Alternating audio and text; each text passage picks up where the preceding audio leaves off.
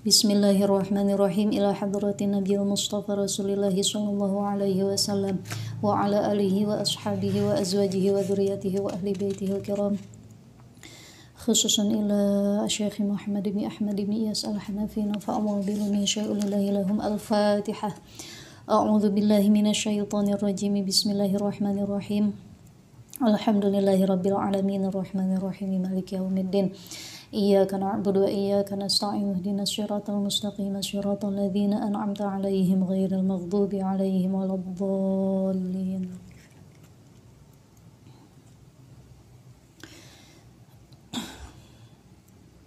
Bismillahirrahmanirrahim. Dzikru qissati Adam alaihi salam. Qala Ats-Tsa'labi fi kitabihi lamma arada Allah ta'ala an yakhluqa Adam alaihi salam awha ilal ardi inni khalaqa min adimika khalqan faminhum man yuti'uni wa minhum man ya'sini faman ata'ani adkhaltuhul jannah wa man 'asani adkhaltuhun nar.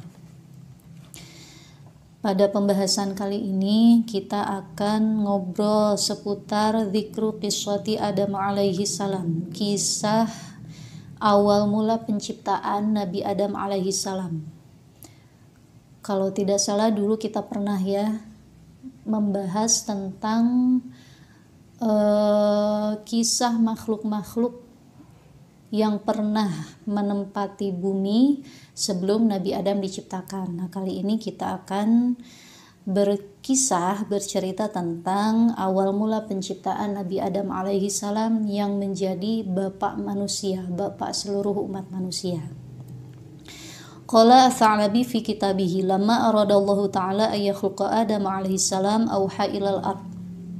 Jadi begini, mula-mula Gusti Allah Subhanahu wa ta'ala itu sebelum menciptakan Nabi Adam, sebelum menciptakan Adam, Allah ini berdauh kepada bumi, ngajak ngobrol bumi yang kita tempati ini, bukan rumah, planet bumi. Ngajak ngobrol apa? Kata Gusti Allah, aku akan menciptakan sebuah ciptaan yang mana ciptaan ini nantinya dibuat dari beberapa bagian kamu. Maksudnya Allah ini memberitahu si bumi bahwa Gusti Allah akan menciptakan sesuatu yang bahan dasarnya itu diambil dari bumi, yaitu berupa tanah. Faminhum, kata Gusti Allah, dan di antara ciptaan aku ini nanti mayyuti'uni, sebagian ada yang taat patuh terhadap perintahku, kata Allah. Wa minhum may ya'sini, sebagian lagi nanti akan ada yang maksiat. Dari dulunya sudah jadi ketentuan Allah sendiri bahwa hamba-hamba Allah itu nanti ada yang taat seperti para ahli taat, ada yang maksiat seperti kita. Sudah dari dulunya ada. Faman ata'ani adkhaltuhul jannah wa man 'asani adkhaltuhu annar. Barang siapa yang berbuat taat maka akan dimasukkan ke dalam surga, dan barang siapa yang berbuat maksiat maka akan dimasukkan ke dalam neraka. Tsumma ba'atsallahu ta'ala Jibril alaihi salam. Kemudian di sini Gusti Allah mula-mula ini memerintahkan malaikat Jibril, mengutus malaikat Jibril untuk mendatangi bumi. Liya'tihi biqabdatin minha, untuk apa? Mengambil segenggam tanah dari bumi. Sebetulnya tidak hanya segenggam, ini istilahnya saja segenggam, karena ini yang diambil kan tidak semua. Sebagian tanah dari bumi untuk nantinya dijadikan bahan dasar penciptaan Nabi Adam beserta keturunannya.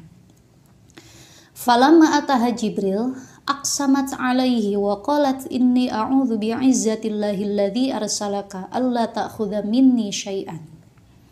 Ketika Jibril turun ke bumi hendak mengambil segenggam tanah sebagaimana yang diperintahkan oleh Allah, si bumi ini protes sampai mengucapkan sumpah serapah. Sumpah serapah ini membawa-bawa nama Allah. Kenapa protes? Gak mau diambil tanahnya, pelit. Jadi dunia ini dari dulu ya karakternya memang pelit, namanya alam dunia itu pelit, makanya orang-orang pelit itu ya bisa dipastikan dia itu sebagian dari hamba dunia, orang-orang bakhil, orang-orang kikir. Nah ini karena sifatnya dunia itu dari awalnya pelit. Ketika Allah mau menciptakan Nabi Adam, mau mengambil sebagian saja, sebagian kecil dari bumi, nah ini si bumi ini tidak mau. Nah, jadi dia nggak mau diambil gitu, takut kehilangan sebagian anggota tubuhnya. Bahkan sampai mengucapkan sumpah dengan membawa-bawa nama Gusti Allah Subhanahu wa Ta'ala. Nah, karena si bumi ini mengucapkan sumpah serapah, membawa-bawa nama Tuhan, membawa-bawa nama Allah, ya malaikat Jibril akhirnya tidak berani mengambil apa-apa, gak berani mengambil segenggam pun tanah dari si bumi tersebut. Nah akhirnya malaikat Jibril itu pulang menghadap Gusti Allah. Wa raja'a ila rabbihi wa qala ya rabbi qad sa'adat bika minni fakarihtu an akhudhu minha syai'an. Kemudian kata malaikat Jibril, ya Allah, bumi tersebut itu meminta perlindungan dengan memakai namamu. Nah, maka ya saya tidak berani. Akhirnya saya tidak berani untuk mengambil apapun darinya. Akhirnya setelah itu kata Gusti Allah, bagaimana? Ya udah wes rapopo, pulang-pulang, kata Gusti Allah balik. Nah akhirnya diutuslah utusan kedua, yaitu malaikat Mikail. Fa amarallahu ta'ala Mikaila ayyam dia ilaiha wa yaqbadu minha qabdatan min turabin.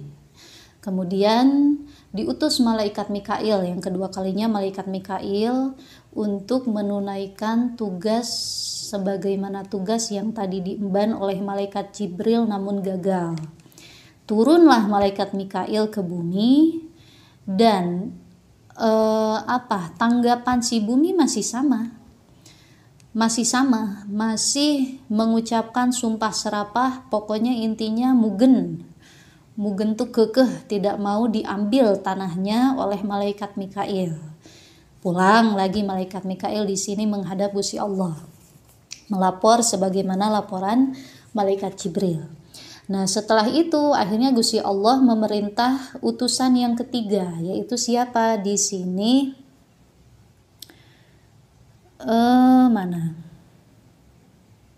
Fa'arsalallahu ilaiha Izraila, memerintahkan malaikat Izrail, yang ketiga kalinya malaikat Izrail untuk menunaikan tugas yang tadi gagal ditunaikan oleh kedua temannya, malaikat Jibril dan Mikail. Nah, malaikat Izrail turun ke bumi, kemudian disambut dengan sambutan yang sama oleh bumi ini. Si bumi itu sama marah-marah, gak mau, pokoknya jangan ambil apapun dariku, kata si bumi itu ya, kalau dibahasakan tuh seperti itu. Nah sikap malaikat Izrail ini bagaimana? Apakah sama seperti kedua sahabatnya tadi, seperti malaikat Jibril dan juga Mikail? Tidak. Kalau malaikat Izrail itu cuek, masa bodoh amat, gak peduli ini si bumi ngomong, ngomel atau apa dan lain sebagainya, diambillah segenggam tanah darinya, segenggam tanah dari bumi tersebut. Nah akhirnya si bumi kan nanya, saya tuh udah protes gak mau diambil apapun dari diri saya, itu kenapa masih kekeh? Nah bagaimana jawaban malaikat Izrail? Nah jawabannya begini, kata malaikat Izrail, faqala laha amrullahi khairun min qasamika. Urusan Allah, perintah dari Allah itu lebih baik daripada sumpah kamu, kata malaikat Izrail. Jadi malaikat Izrail itu tidak terbuai dengan sumpahnya si bumi yang membawa-bawa nama Tuhan, tidak mudah tertipu, tidak segampang itu, kata malaikat Izrail. Nah ini pokoknya perintah dari Allah itu jauh lebih penting bagiku daripada sumpah kamu. Nah dari sana masa bodoh diambil beberapa bagian tanah dari bumi. Nah di sini yang diambil itu dari segala permukaan ada yang diambil. Dari dataran tinggi diambil 1 genggam, dari dataran rendah diambil 1 genggam, bahkan di sini dari tanah-tanah yang ada di pegunungan diambil 1 genggam, bahkan segala jenis tanah diambil yang sama malaikat Izrail, gak nanggung. Mulai dari tanah min aswadiha, tanah hitamnya diambil. Wa abyadiha, tanah putih, mungkin yang dimaksud tanah putih itu pasir putih mungkin ya. Pasir putihnya diambil, tanah merahnya diambil. Pokoknya semua jenis-jenis tanah yang ada di permukaan bumi itu diambil satu genggam oleh malaikat Israil. Tsumma atabitil qalqadha baina yadayillahi ta'ala. Kemudian setelah tugasnya selesai, malaikat Israil pulang menghadap Gusti Allah Subhanahu wa taala. Faqala Allah taala, Gusti Allah berdauh, lima lam tujibha wa qad aqsamat bi alaik. Gusti Allah ini heran, kamu kok berani melawan bumi? Bukannya dia itu sudah bersumpah dengan memakai namaku, tapi kamu kok berani melawan dia? Kata Gusti Allah seperti itu. Nah, faqala, bagaimana jawaban malaikat Israil? Faqala ya Rabbi amruka aujaba wa khaufuka arhaba. Perintahmu itu yang lebih wajib untuk aku laksanakan, dan ketakutan kepadamu itu yang lebih aku takuti. Kata malaikat Israil demikian. Nah akhirnya, dari sinilah faqala lahu udzina anta malakal maut wa qabadul arwah.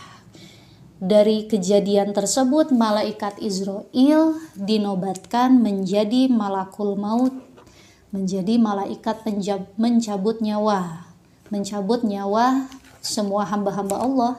Dari mulai manusia kita yang mencabut nyawanya malaikat Israil, kemudian dari mulai para jaringan jin, iblis, setan, malaikat sendiri, nanti semua nyawanya yang nyabut ya malaikat Israil, atau di sini titelnya itu malakul maut. Nah, yang mana walam yakun qabla dzalika malakul maut. Sebelum malaikat Israil diangkat menjadi malakul maut, tidak pernah ada satupun malaikat yang oleh Allah diangkat menjadi malakul maut. Jadi malaikat Israil ini yang pertama dan yang terakhir dinobatkan sebagai malaikat pencabut nyawa. Karena apa? Karena keberaniannya itu. Pokoknya malaikat Israil tidak ada yang dia takuti kecuali Gusti Allah. Jadi ya sebetulnya sikapnya sama saja. Kalau malaikat Jibril Mikail itu kan tidak berani gara-gara di sana ada nama Allah. Si bumi ini sumpah bawa-bawa nama Allah, makanya gak berani. Nah kalau malaikat Israil ini mikir, ini kan yang merintah tuh Allah, ini jelas si bumi ini ngada-ngada, ngadi-ngadi lah. Kalau anak muda sekarang ngomongnya ngadi-ngadi nih, bawa-bawa nama Tuhan. Nah makanya ini juga sebagai pembelajaran untuk kita, namanya sumpah itu tidak boleh dijadikan main-main. Kita itu sebagai manusia, sebagai hamba Allah yang beradab, itu tidak boleh sedikit-sedikit sumpah. Dikit-dikit demi Allah, dikit-dikit demi Allah, ada apa-apa langsung demi Allah. Jangankan untuk perkara yang masih diragukan kebenaran tidaknya, untuk perkara yang benar pun namanya sumpah itu jadi alternatif terakhir. Ketika kita sudah terdesak, tidak ada yang bisa kita lakukan sebagai pembelaan kecuali bersumpah, nah baru. Kalau sekiranya masih ada cara yang lainnya, jangan langsung memakai sumpah. Sumpah itu tanggung jawabnya berat, apalagi membawa-bawa nama Tuhan itu berat. Jangan sedikit-sedikit demi Allah. Ini di satu sisi kelihatannya kan agamis ya, dikit-dikit bawa nama Tuhan. Padahal pada hakikatnya itu adalah ciri-ciri orang yang su'ul adab. Ciri-ciri orang yang jelek akhlaknya di depan Gusti Allah Subhanahu wa taala. Nah, jangan sampai kita meniru karakternya dunia. Dulu dunia itu gara-gara bakhil, gara-gara pelit, untuk menutupi kebakhilannya itu bersumpah memakai nama Allah. Nah, kemudian di sini setelah tugas malaikat Israil selesai, dibawakan semua bagian tanahnya itu. Nah, di sini setelah itu wa madha falamma qabadha minha wa madha bakat ala man naqasa minha. Si bumi ini nangis gara-gara beberapa bagian tanah yang ada pada dirinya diambil oleh malaikat Israil, nangis, sedih, kehilangan sesuatu. Nah, akhirnya fa'auhallahu ilaiha inni saufa aruddu ilaika ma ukhidha minka. Akhirnya Gusti Allah itu tetap Maha Pemurah, tetap Maha Pengasih. Meskipun jelas-jelas ini si bumi ini ya kikil, bakhil sampai nangis-nangis cuma gara-gara diambil beberapa genggam tanahnya, tetap Gusti Allah itu membalasnya dengan kasih sayang. Akhirnya kata Allah, bagaimana? Ini saufa aruddu ilaika ma ukhidha minka. Tenang, hei bumi, gak usah nangis, ojo cengeng, jangan nangis. Udah, pokoknya apa-apa yang diambil oleh Israel tadi atas perintahku, nanti pada suatu saat juga akan kembali kepadamu. Nah, ini menjadi salah satu asbabun nuzul turunnya ayat minha khalaqnakum wa fiha nu'idukum wa minha nukhrijukum taratan ukhra. Minha khalaqnakum, dari tanah kami menciptakan kamu semua, kata Allah. Ke dalam tanah juga kita akan dikembalikan. Kemudian dari tanah itu juga kita akan dikeluarkan untuk kali yang lainnya. Tsumma anallaha ta'ala amara Israila ayadu'atil qalqadha ala babil jannah. Kemudian Gusti Allah memerintahkan malaikat Israel untuk meletakkan tanah-tanah tersebut di samping pintu surga. Falamma wada'aha marallahu ridwana khazinal jinan ayya'janaha bima intasnim. Kemudian Gusti Allah memerintahkan malaikat Ridwan untuk membuat adonan dari tanah-tanah yang sudah dibawa oleh malaikat Israel yang sudah diletakkan di dekat pintu surga itu. Jadi ini kerjasama antara malaikat yang bawa malaikat. Kemudian falamma wada'aha amarallahu ridwana khazina jinan ayya'janaha bima'it tasnim. Nah, setelah oleh malaikat Israel itu diletakkan di dekat pintu surga, Gusti Allah memerintahkan malaikat Ridwan untuk membuat adonan dari tanah-tanah tersebut. Jadi ini kerjasama antara malaikat Israel dan juga malaikat Ridwan. Malaikat Israel yang mengambil bahan-bahannya, yang belanjanya, malaikat Ridwan itu yang membuat adonannya. Nah, ini proses pembuatan adonannya ya cuma itu, tanah dicampur dengan air.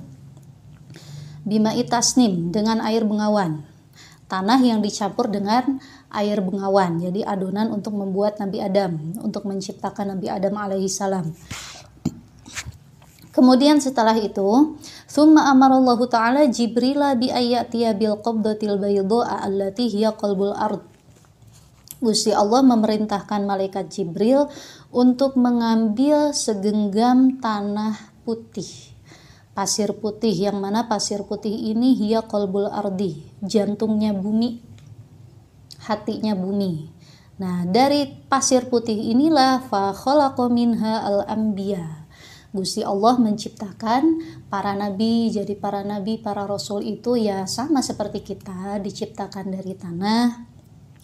Tapi tanah-tanah yang dipakai untuk menciptakan beliau itu tanah putih, bersih, suci. Putih itu kan melambangkan kemurnian, melambangkan kesucian itu ya.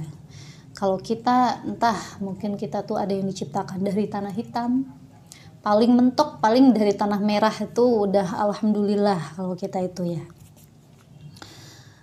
Summa khalatu atina bil ma'i hatta sorat ma'jinatan kabiratan. Kemudian setelah tercampur tanah-tanah tersebut dengan air, jadilah sebuah adonan yang besar yang nantinya akan dibentuk menjadi bentuk seorang Adam, menjadi bentuk seorang manusia yang insya Allah akan kita teruskan kisahnya pada lain kesempatan. Wa qad qila fil ma'na wallahu a'lam bishawab. Sekian yang ingin saya sampaikan.